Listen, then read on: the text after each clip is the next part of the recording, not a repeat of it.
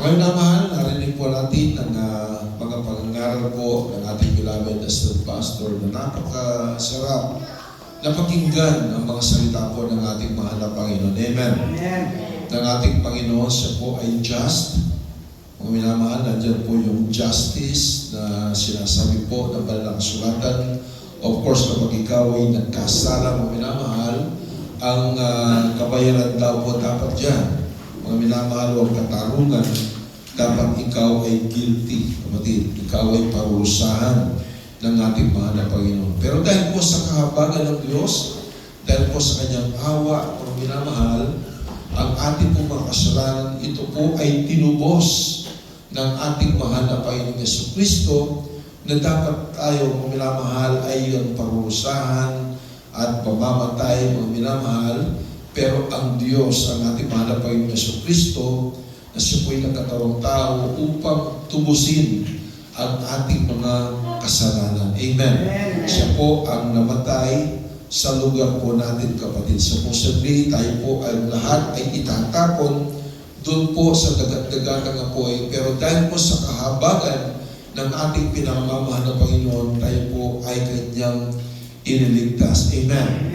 At ang ating pong dapat isagawa, kapatid, ay ang pananampalataya. Sa pagkatayanan po natin ang ginawang pagliligtas po sa atin ng ating pinakamamahal ng Panginoong Jesucristo. Praise God. Kaya po mga minamahal, bilang pagpapatuloy ng ating po na pag-aralan, kapatid, meron pong isasagawa ang tao.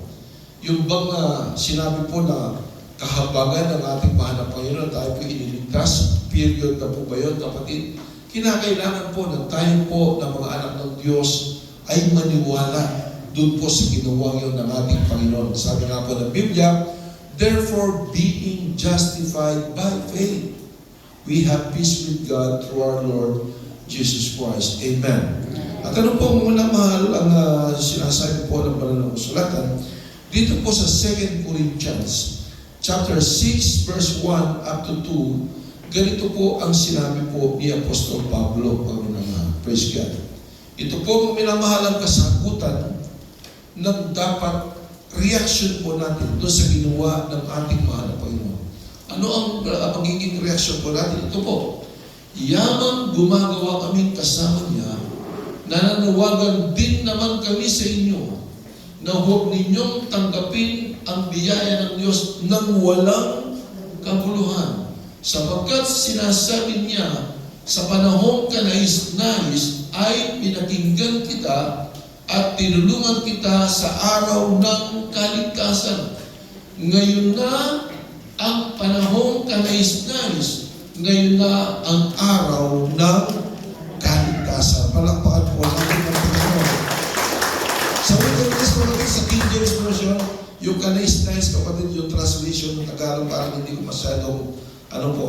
Pero sa mismo minamalasan ko, now is the time of acceptance.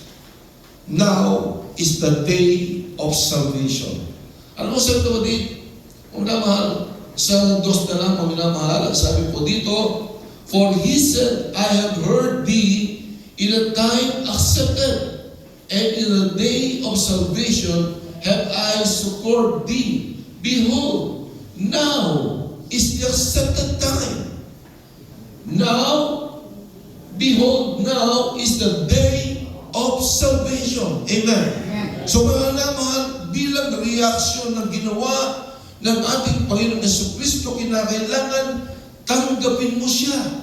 At ito pong araw na ito, mga minamahal, para po sa mga bisita, mga baguhan, ito ang araw ng kaligtasan. At ito ang araw ng pagtanggap mo sa ating pinakamamahal na Panginoong Jesucristo. Amen.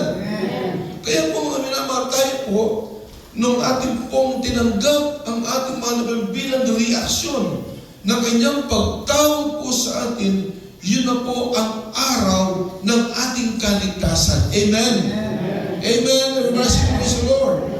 Kaya po minamahal ang ating pong bibigyan ng pamagat, ang ating pong pag-aaralan, yung word na procrastination.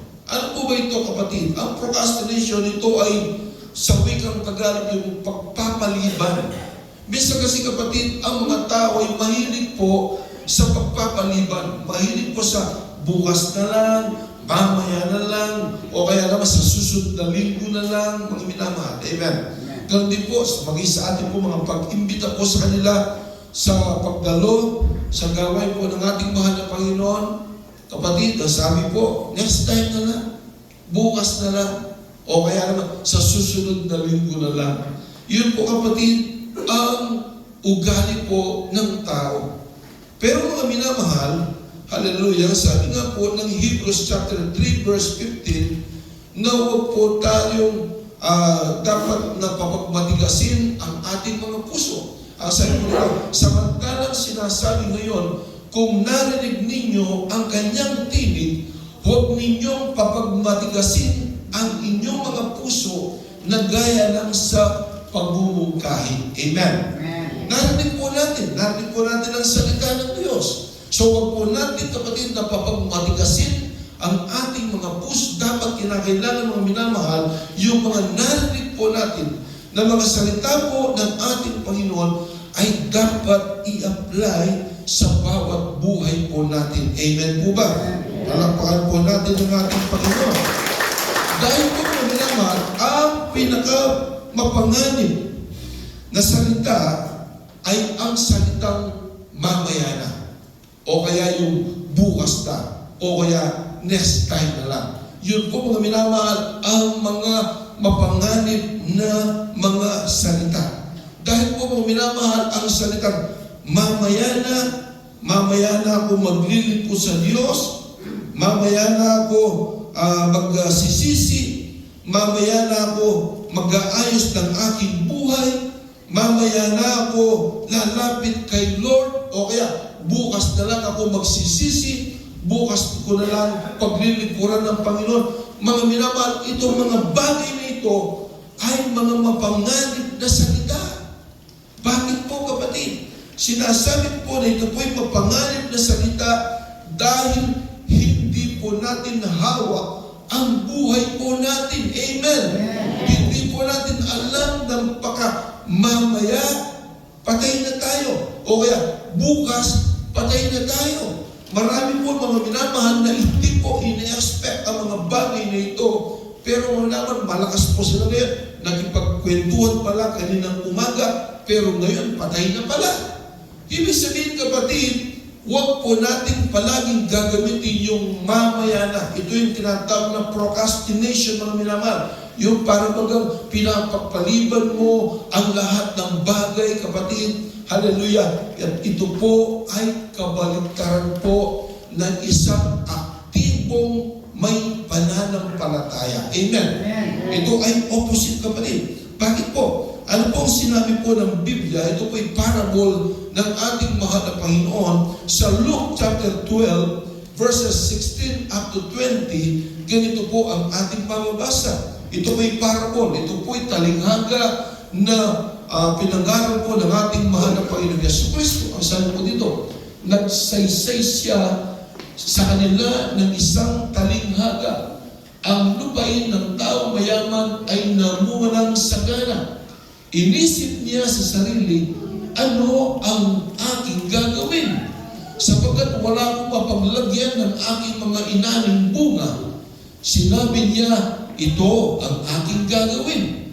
Gigibayin ko ang aking mga kamalig at magtatayo ko ng mas malalaki at doon ko titipunin ang lahat ng mga butil at mga pag-aari. At sasabihin ko sa aking kaluluwa, ang sabi niya, sasabihin ko sa aking kaluluwa, marami ka ng pag-aaring nakaimbak para sa maraming taon, magpahinga ka, kumain ka, uminom ka, magsaya ka. Subalit, sinabi sa kanya ng Diyos, hangal, sa gabing ito, ay kukunin ko ang iyong kaluluwa at kanino kaya mapupunta ang mga bagay na inihanda mo. Amen. Palakpakan po natin ang Panginoon. Ito mga kapatid ay napakaganda. Tingnan po ninyo ito.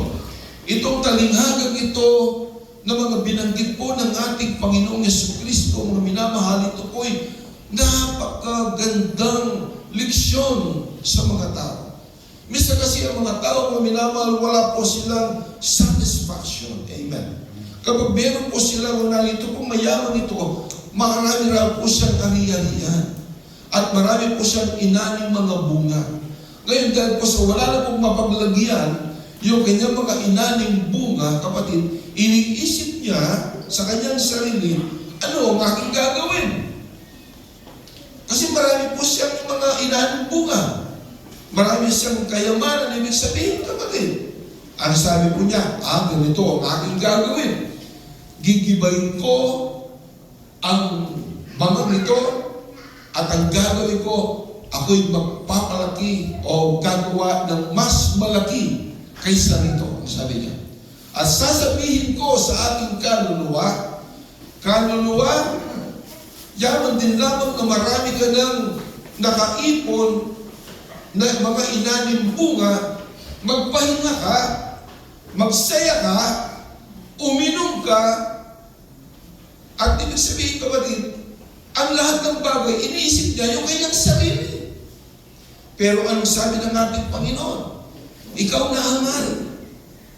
Ano ibig sabihin? Masakit yung salita yun. Ikaw na hangal, ang sabi ng ating Panginoon. Ngayon din sa gabing ito, kukunin ko ang iyong kaluluwa. Ano kaya ang mangyayari sa iyong mga tinipon na kayamanan at mga inanim bunga? Mababa ka sa kanino kaya? Ibig sabihin nun, mga minamahal, wala pong kwenta ang mga material na bagay na yan. Amen po ba? Kung ang palaging iniisip po ng mga tao ay yung ganon, mga minamahal, at walang panahon sa paglilingkod sa Diyos, marahil itong mayamang ito, mga minamahal, hallelujah, meron naman siyang pagkakataon na paglingkuran niya ang Diyos. Pero ang iniisip niya palagi, yung kanyang pansariling kapakanan. Wala siyang iniisip para sa Diyos. Amen. Pero kung minamahal, ang sabi ng Panginoon, sa gabing ito, kukunin ko ang iyong kaluluwa. So, totoo po, kapatid, kasi po, ang kaluluwa po natin, ang buhay po natin, ito po ay hindi po natin hawak. Amen po ba? Ang may hawak ng ating buhay, walang iba kundi ang ating Panginoon Diyos. Amen po ba?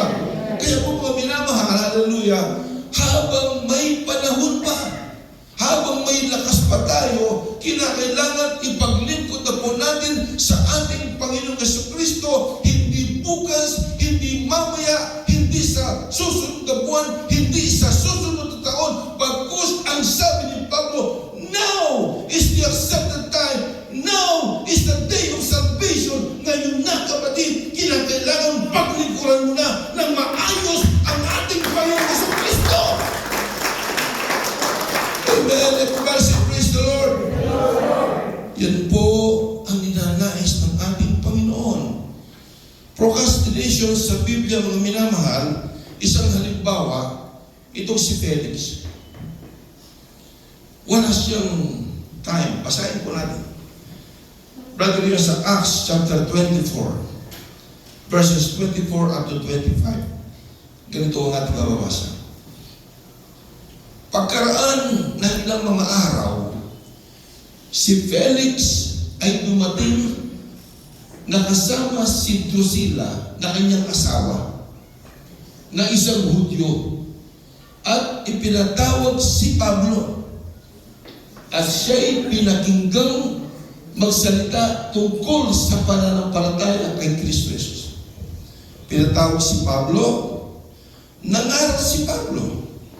Ipinangaral ni Pablo ang patungkol sa biyaya, ang patungkol sa kabaitan at kabutihan ng ating Panginoong Jesucristo, at ipinangaral din ni Pablo ang patungkol sa kanyang o sa paghuhukom ng ating Panginoon. Ang sabi po dito, kapatid, sa 25, samantalang tinatalakay niya ang tungkol sa katwiran. Yun po, kapatid, yung pinag-aralan po natin kanina, tinatalakay po yun ni Pablo, yung katwiran, yung righteousness ng ating Panginoon. Tinalakay niya yun, ipinangarap po kay Felix at sa kanyang asawa. Ngayon po mga mahal, at pinangarap din po niya yung pagpipigil sa sarili. Ano po ito? Pagpipigil sa sarili, pagpipigil sa kasalanan. Na kinakailangan, kapatid, na tayong lahat ay magsipagsisi. So yun lahat ay pinangarap po ni Pablo sa mag-asawang Felix at kay Drusilla.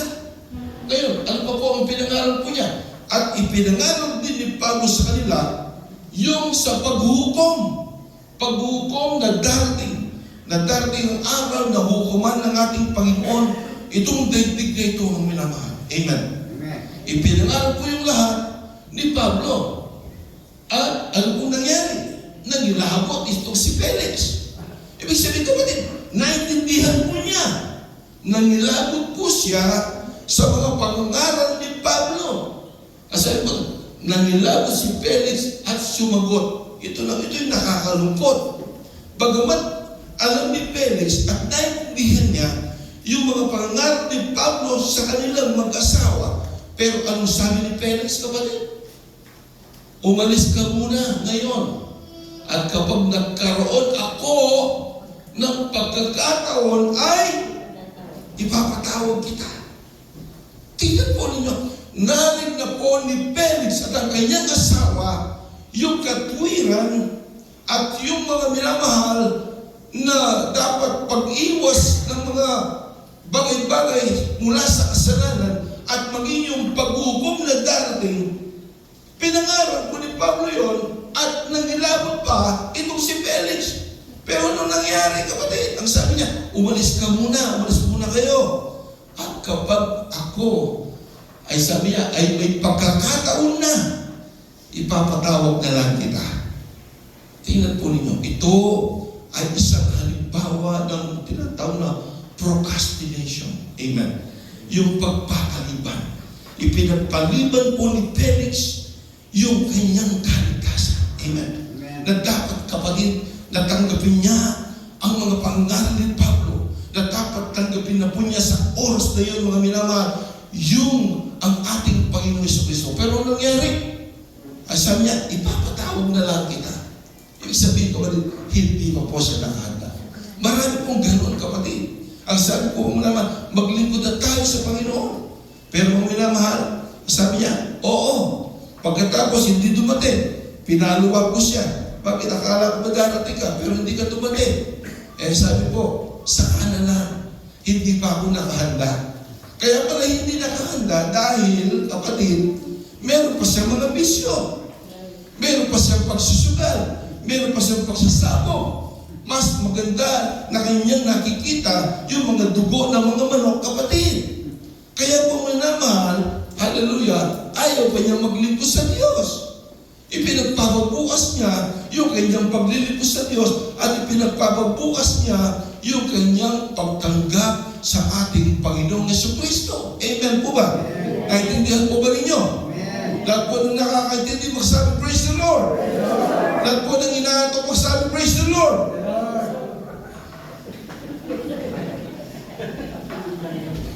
Inaantok po. Masabi ko lahat ng inaantok po. Pakinggan po ninyo, kapatid. O lahat po nang tulong, magsabi, praise the Lord. O yun, pitulong na doon. Mga minamahal ito. Praise the Lord, palapakan po natin ang ating Panginoon. So mga minamahal, ibig sabihin nito, ang sabi ni Apostol Pablo, now is the accepted time, now is the day of salvation. Huwag mo nang ipagbabukas, kapatid, anuman po ang ministry na gusto ng ating Panginoon sa iyo. May calling ka, meron kang talent, ngayon na, ipagamit mo na yan sa ating Panginoon Jesucristo para sa kanyang ikaluluwalhati. Everybody say, praise the Lord. Maraming tao ang hindi tumatanggi sa Diyos. Marami naman eh. Pero marami po ang nagpapaliban sa Kanya. Marami. Kahit sinong tanongin mo naman gusto naman paglingkuran ng Diyos. Amen. Gusto naman ng kaligtasan eh. Pero sabi niya, saka na lang. Sabi, wala pang panahon. Pero sabi ni Pablo, now is the day of salvation.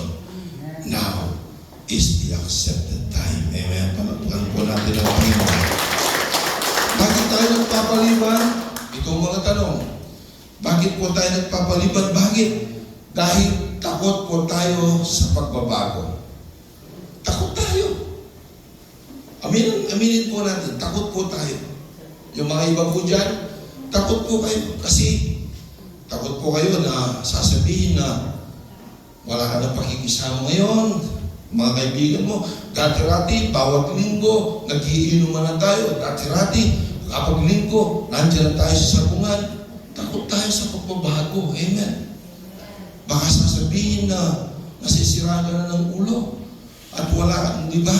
Kapag nagbago ka na, sasabihin sa'yo, nasisira ka na ng ulo. Ay, yung isang kapatid po natin, bago umalis po sa bahay, nananalangin muna, nakataas yung dalawang kamay, kapatid. Eh ngayon mo minamahal, yung mga kapitbahay mo pala, nakikita na nakataas yung dalawang kamay niya.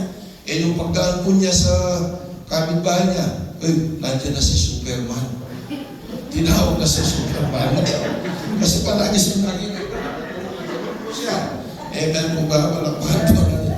Takot sa pagbabago. Amen.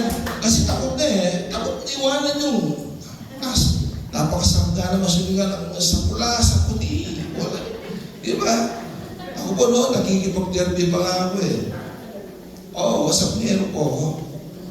Number 1 po ako sabungero.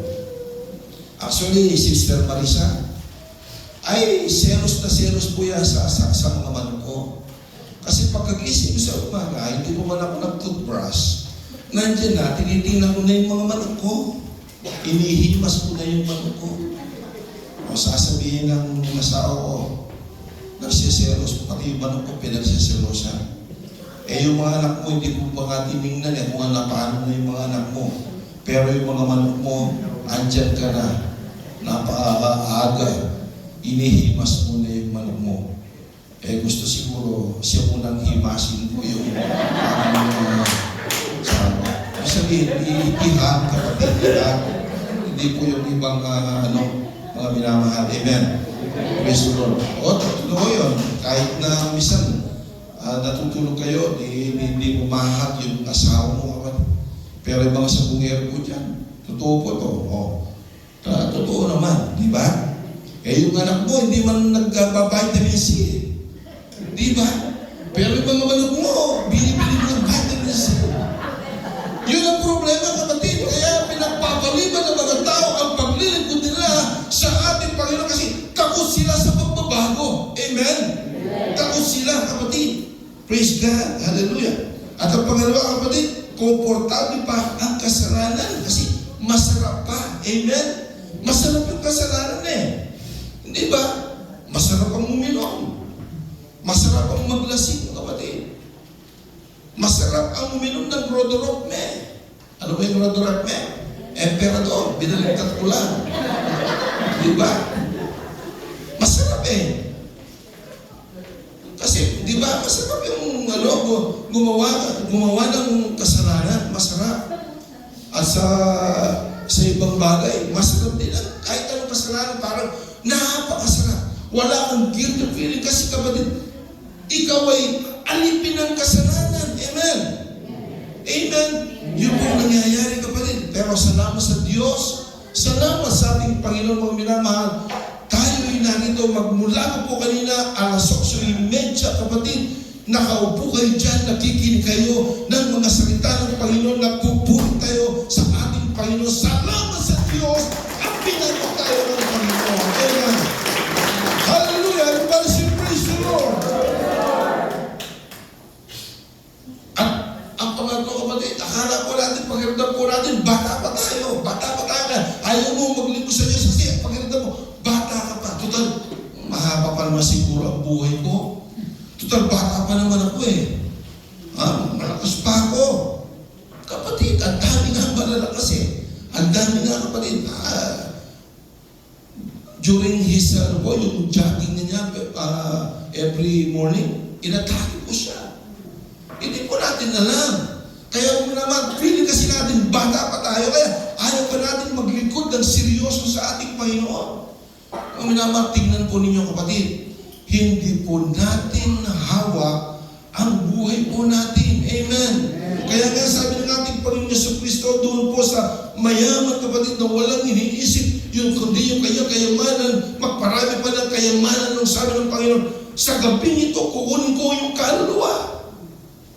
Papapa sa kanino kaya ang iyong naipon na mga kayamanan na yan? Opo, wala.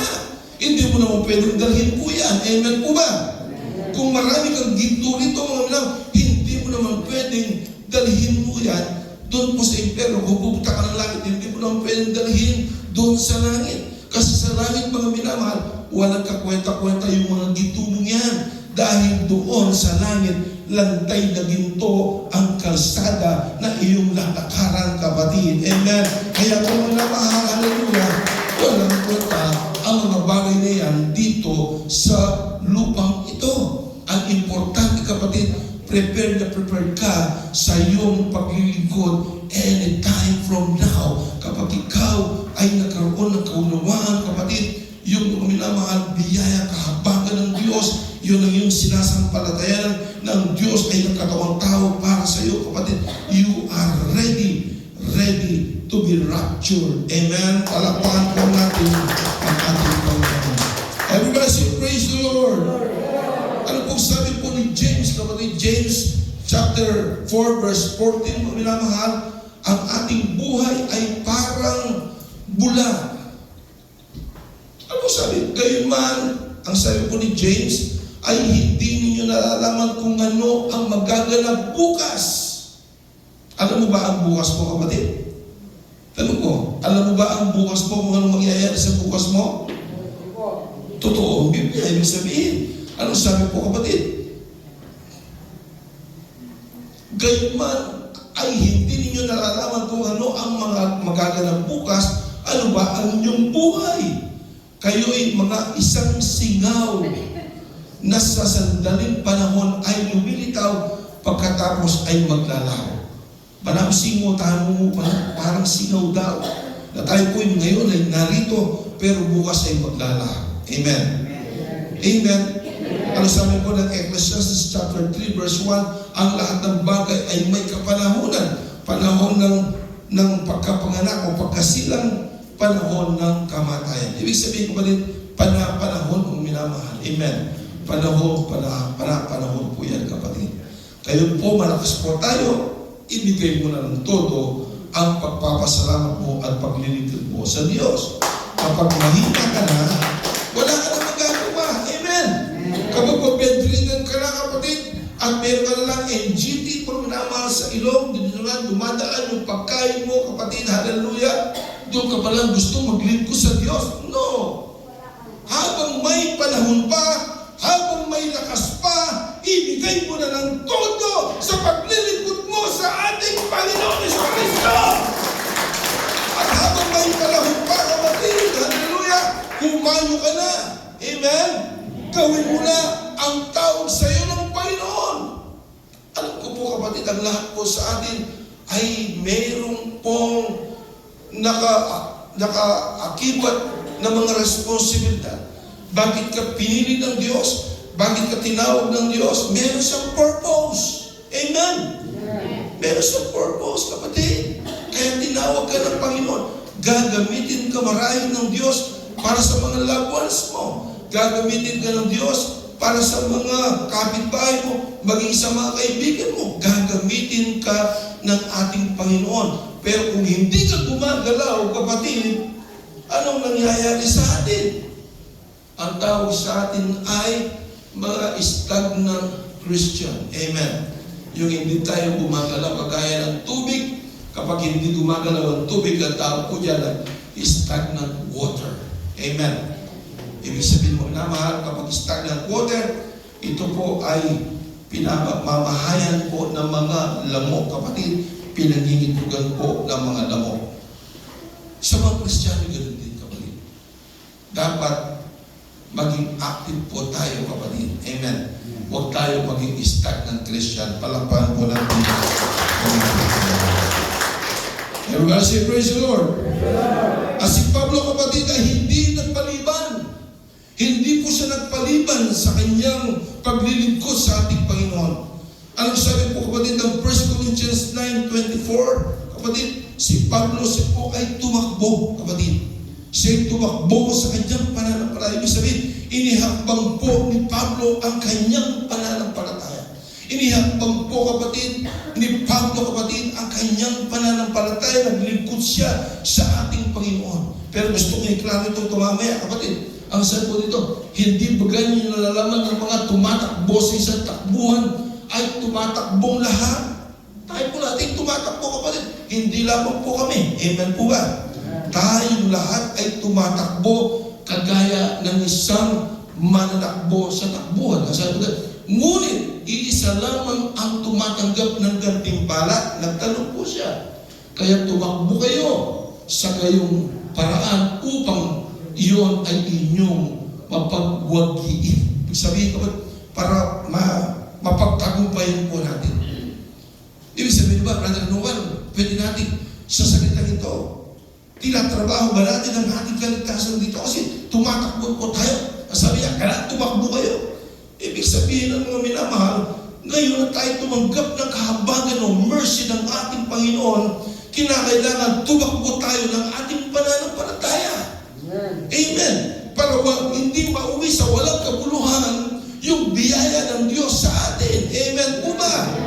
Ihakbang po natin ang ating pananampalataya. Gumawa po tayo ng mga pagbabago sa ating pong mga buhay. Of course, kapatid, gusto ang Diyos ay ang siyang nagbabago ng buhay.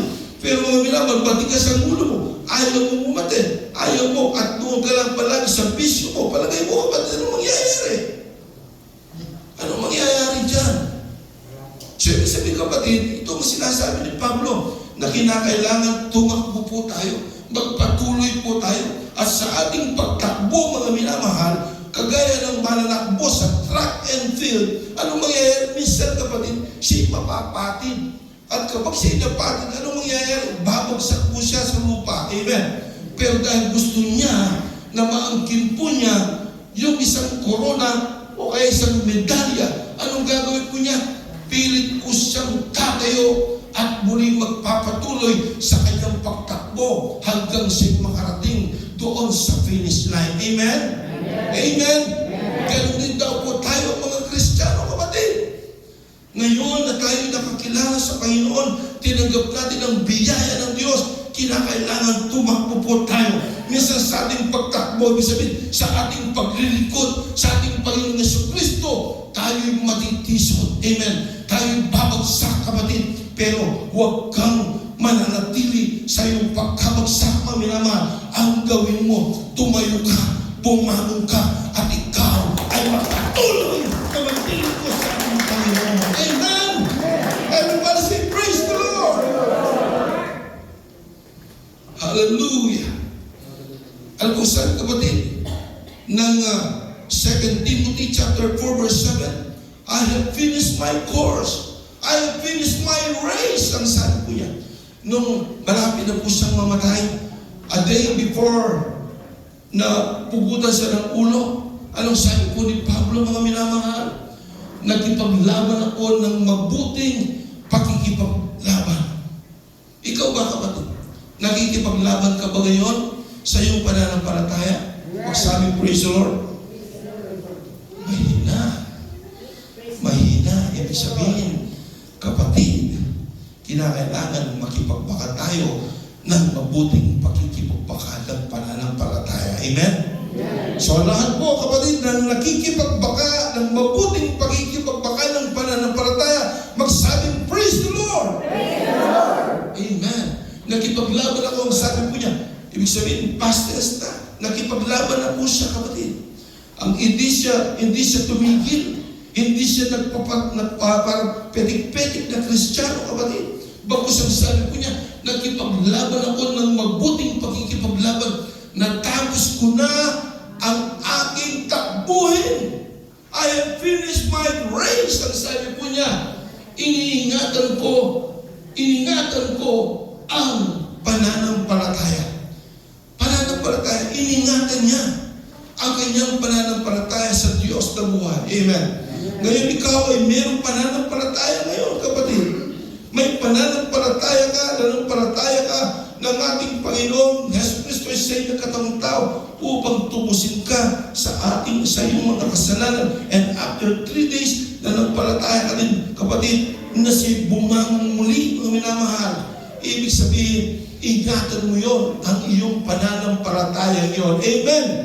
Hindi po yung mga minamahal kapag nakarinig ka pa lamang, kapatid, na hallelujah, ng hindi mo gusto, kapatid, ang gagawin mo, lilipat ka sa isang church at magchichismis ka doon, mga minamahal, hallelujah. Hindi ganon ang isang tunay na Kristiyano.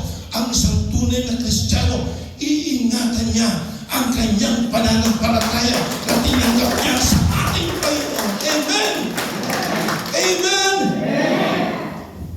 Ingatan niya, iningatan niya. Kaya sabi niya, I have finished my course. I have finished my race. Ang sabi po niya, and I am ready to be offered. Ang sabi po niya, ako'y nakahanda na, ang sabi po niya. At ang sabi po, kapatid, ng Philippians chapter 1 verse 21, for to me, to live is Christ, and to die is gain. Amen?